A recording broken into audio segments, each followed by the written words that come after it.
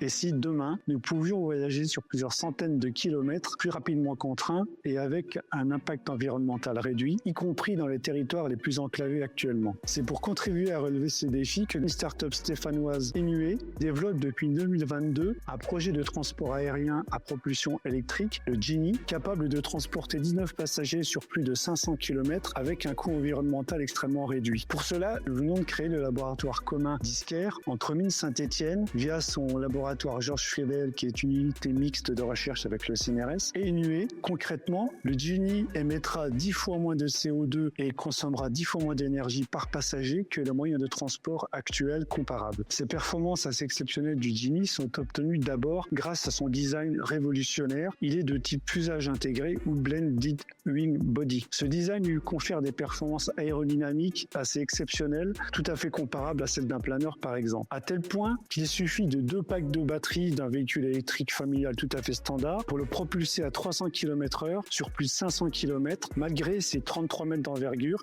et ses 5 tonnes au décollage. C'est aussi grâce à ses performances aérodynamiques que le Genie peut atterrir et décoller en quelques centaines de mètres, ce qui permet d'utiliser par exemple les petits aérodromes, voire même des plans d'eau parce qu'il peut être équipé d'hydrofoil. Nous allons chercher à réduire la consommation énergétique de cet avion en réduisant sa masse, mais sans transiger sur la sécurité ni sur l'empreinte environnementale de cette solution de transport, y compris pour fabriquer les pièces qui vont le constituer. Pour cela, on utilise dans notre cas des matériaux composites qui sont obtenus à partir de fibres de carbone qui sont de quelques microns de diamètre, maintenues entre elles par une résine de type polymère. On comprend bien donc que pour constituer des pièces à l'échelle du mètre en partant de fibres qui font quelques microns de diamètre, donc 1/1000 de mètre, il faut recourir à des méthodes de conception et de fabrication assez particulières, notamment pour obtenir des pièces finies après production industrielle qui sont de tolérance acceptable en aéronautique. Bien sûr, il reste beaucoup de travail